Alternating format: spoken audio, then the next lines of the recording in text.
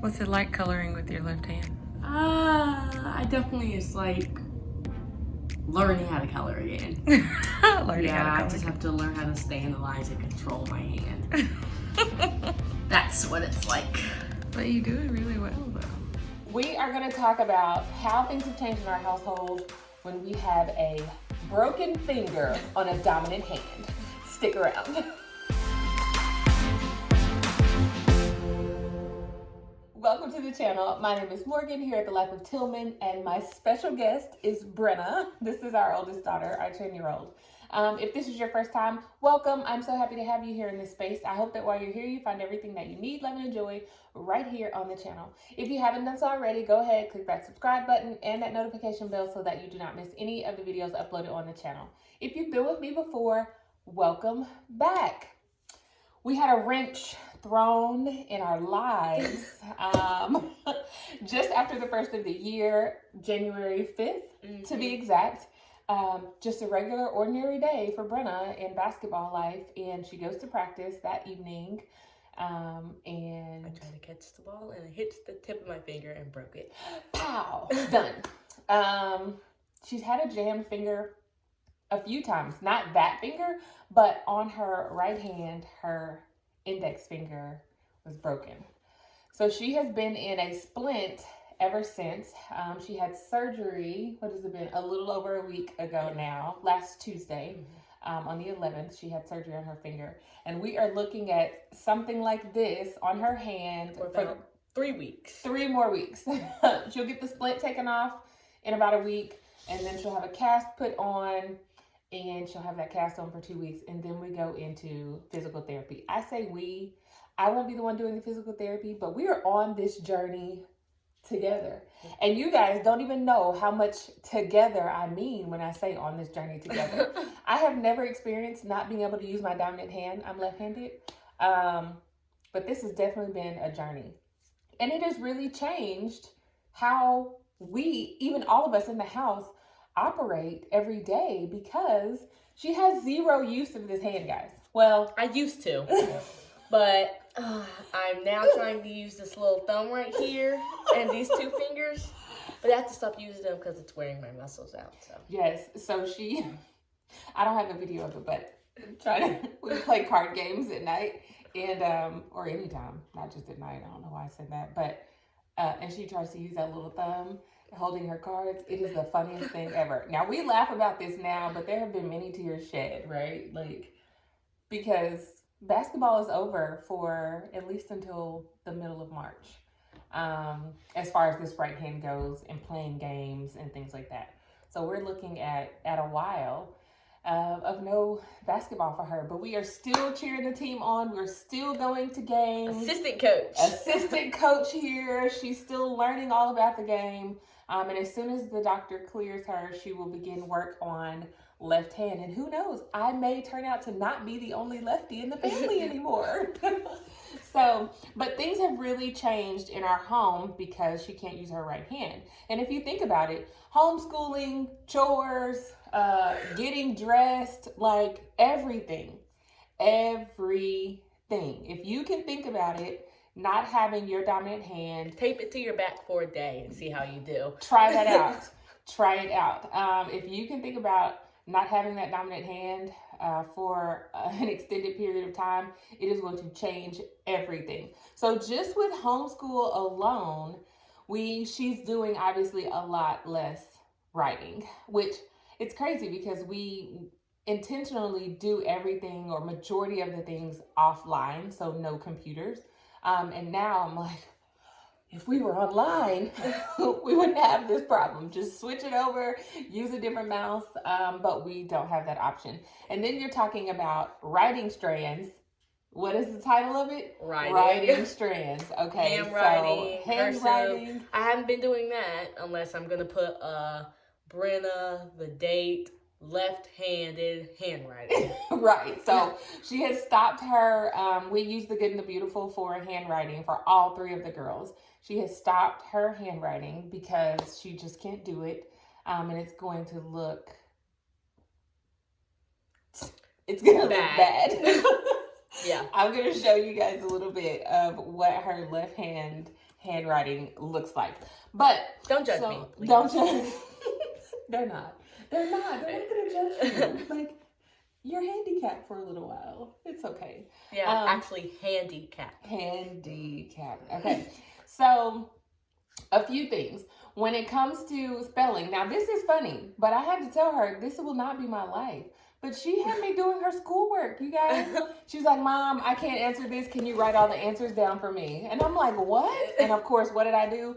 Got a pencil and wrote all the answers down for her. Like, she would tell me the answer and I wrote them down. Like, I didn't actually tell her the answer. So she's still using her brain, but I'm writing. And after doing that for 2 days, I quit. Like, I just flat out quit. I'm like, I can't do this. I can't teach and do your work and do all the other things. I was like, no, we have to figure out something else. So we went to videos. So she watched some YouTube videos on certain things she was learning about government. That's been an interest of hers. So she watched some videos on government and things like that. Right now I'm learning about the preamble. The preamble. Every time I say it, she's like, nope, that's not the beginning. She's still trying to memorize that. We'll get there. So videos on YouTube, that's been a big thing. We've been doing even more reading. I've been doing more reading to them, but specifically to her, geared towards whatever she might need. So here's an example of her spelling work. And the first, like I said, the first couple of days, I was writing down her schoolwork for her. But then I quit because I said that I am not cut out for this life. How about this right here? Let's see. Okay, so here we go. So what I had her do, my handwriting doesn't look that much better than hers, just to be honest. So the first column here, I did have her go ahead and write the words here in the first column. They look bad. She did her very, very best. And then I went and wrote them again while she called them out. And she, did you spell these? I think she actually spelled them to me as I was writing them out, which she's still getting all the work in.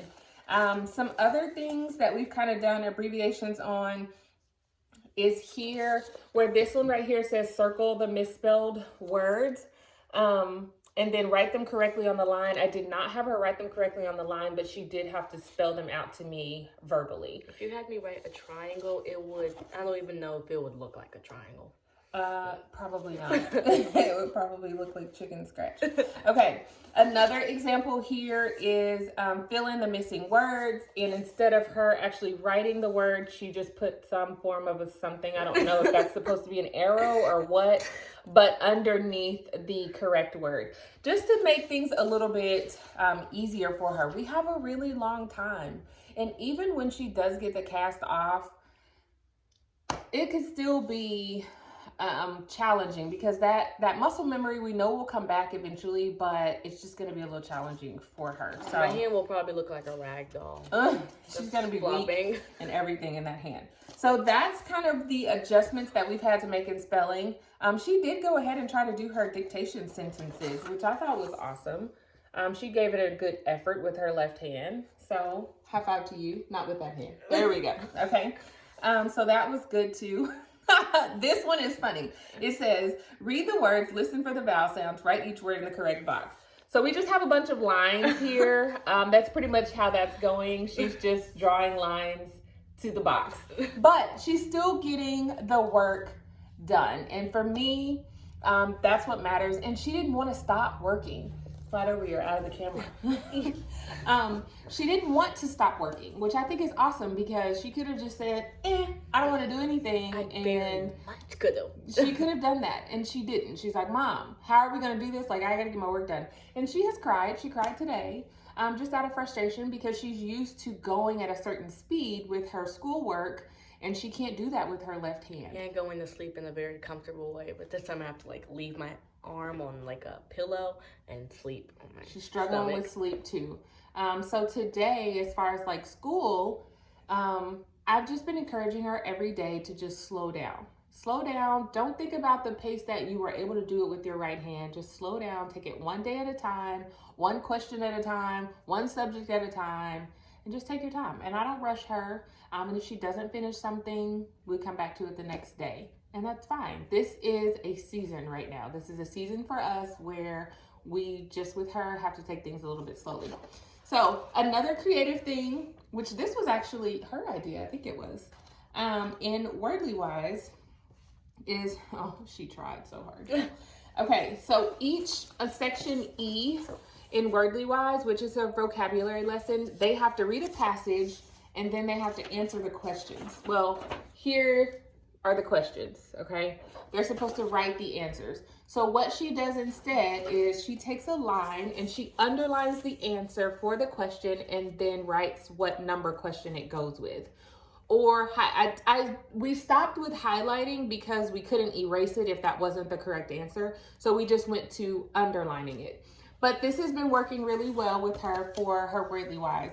It doesn't stress her out. She's not sitting there all day long trying to write these complete sentences. She just underlines the answer. And as long as she finds the correct answer, it's good with me. It's good with her. She's getting the work done, period. Another thing. Oh, go get your math wrap up so we can show them that part too. Now, this is just homeschool that we're talking about right now, but we're going to talk to you guys about a lot of other changes that we've had to make just in our everyday moving around in our home, just because she only has one hand. When you start talking about chores and eating and bathing, all of those things. That's the other half of the pizza. Yes. So wrap-ups. Right now, she's currently working on 10 days to division mastery and doing the wrap-ups. Well, obviously, she can't hold the wrap-up. So we have a couple of options. The first one is that we will hold the wrap-ups for her, ask her the questions, and we will wrap it up. 16 divided by 8. 32 divided by 8. 40 divided by 8. 5. 96 divided by 8. 12. 56 divided by 8. 80 divided 64 divided by 8. 80 divided by 8. 10. 88 divided by 8. Myself and my middle baby girl, Maggie, have been helping with that part of it, which has worked out great because as long as she can give us the answer, we know, or I know because I'm the one, their teacher, but I know that she's getting the information and I don't have to stress about her writing it down on a piece of paper or making sure she knows how to manipulate the wrap-ups because I know that she does. She was using the wrap-ups before she broke her finger. Another option is, and she didn't like it very much, so I guess it's like the last option, but sitting this on the desk and she would rest her right hand on top and this would hang off of the desk and she would wrap with the left hand. Yeah, now, but it was kind of hard because this part, it kept like moving every time I wrapped that part moved. So she did that a couple of times and then we moved to one of us just helping her with the wrap-ups. I used to be able to hold it because my splint, it wasn't this big and I still had hands. I was able to wrap my hands and they were able to touch each other, but this time they aren't able to. So yes. So she had a different type of splint before she went into surgery last week and these two fingers and her thumb could touch each other. So she could do that, but not anymore with this type of splint. So another thing with her math with the division is she had, like today, you had a challenge, I guess, or a review for her division. She finished day number 10 today. So a part of the review was like going through all the math facts, all the division facts on the back of the page. Well, instead of her going through and having to write each one, my middle baby girl, they came up here together. She called out, 10 divided by 5, and Brenna gave the answer, and my middle baby girl wrote it down for her. It helped it to go really quickly. At the end of the day, it's just about making sure that she's still getting the education that she needs, and we're just having to make provisions with that. Is there anything else as far as school goes that you can think of? I think that's about it. We're just making adjustments. Yes. We'll always wait for you. I said right for you. Oh, right for you. Oh, we'll do that too. Well, I don't know. I quit. But those are the biggest things. And she can't help me in the schoolroom anymore. She was like my copy queen if I needed to make copies or I didn't say I liked it, and but stapling. I did it. I did it. It's all a part of the job. but she can't do that anymore. And so, yeah, that's some of the adjustments when it comes to school. Now, let's talk about life just in general, everyday things. If you think about trying to get dressed with one hand, it's taking her longer to get dressed, and she's also needing help. And so some of her modesty that she's having at the age of 10 is kind of having to go to the wayside because I have to be there to help her, which is fine. We have a good relationship. So, helping her get dressed, certain types of clothes that she would wear before she can't wear anymore because she can't get them over how big this splint is that's on her hand. Yeah, I tried a long sleeve undershirt and I thought we would have to cut it off. It got stuck. It took us a while to get it off. So we realized like it was a lot easier to get it on than it was to try and get it off, which was so crazy. But so she's having to make adjustments with what she can wear because not everything will fit over that splint. And getting dressed and also bathing. So another thing that I have to help her with is getting cleaned up because her right hand is her dominant hand and she's not able to like soap up a towel with her left hand. It's just a whole process. So we're about to get cleaned up. Of course, I won't bring you guys along for that, but I just want you guys to know the struggles of having a broken finger on your dominant hand. Don't do it, okay? Don't do it. Do it. What lesson have you learned from this broken finger thing? Move to the basketball instead of reach for it. There you go. There is a lesson in everything, guys. A lesson in everything. She would normally bathe, right hand and then switch to left hand, but she can't do the left side here. So I'm having to bathe her left side. She's also struggling with doing her back. So I'm helping her with her back as well. And then she'll get in the shower and finish everything else off because she can take care of everything else. Yeah, when we're using a cast cover to not get it wet, but sometimes water still drips inside and it's getting it a little bit damp and stuff. So I have to, if I'm like rinsing my back, keep my arm out so it doesn't get wet. Yes, we had to go and get a cast cover as well to put over it. We also had to get her a sling because it's hard when you're used to using a certain hand. She would always reach for something or do something. She was moving her right arm and hand a little too much and it was getting really tired. She was starting to have more pain, things like that. So we had to get a sling to kind of immobilize it, just kind of keep it here so that she wouldn't use it as much.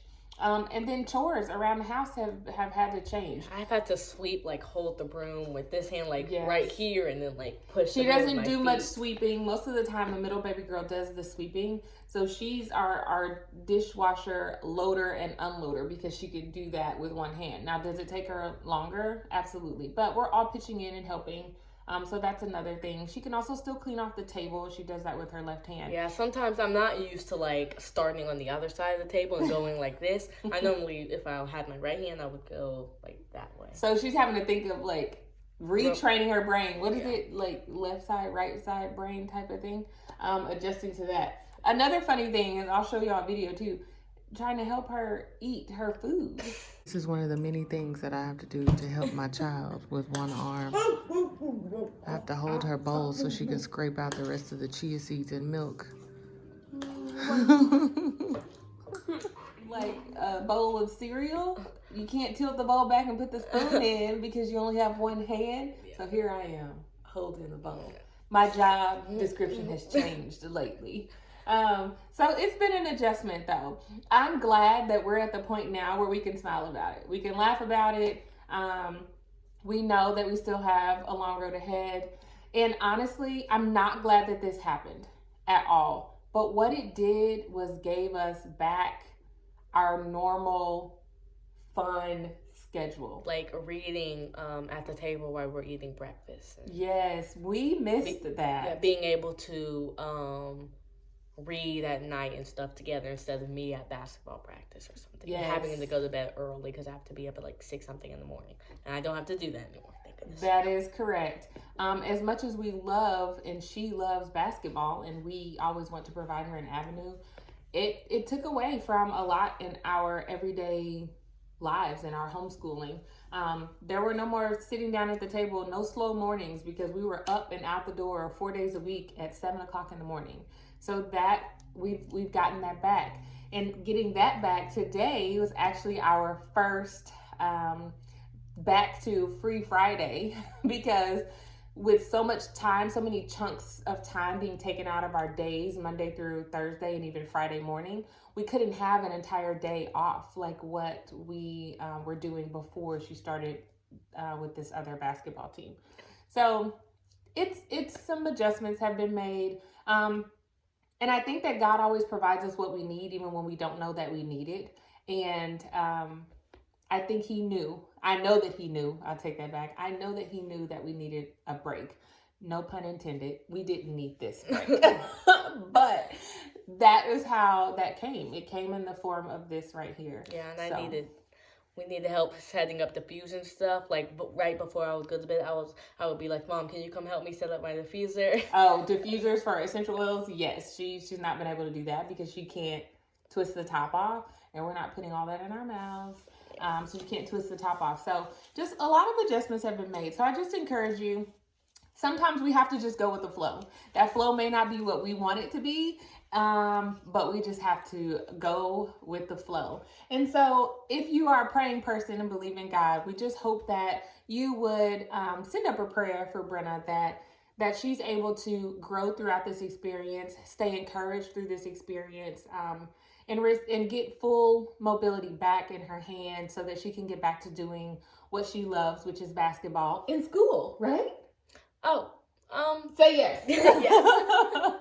So we just wanted to give you guys an update, just kind of tell you how our lives have changed a little bit. And we hope that you guys are doing amazing out there. So don't forget, subscribe to the channel, click that notification bell, and we will see you guys right back here at The Life of Tillmans for another video next time. Bye. Bye.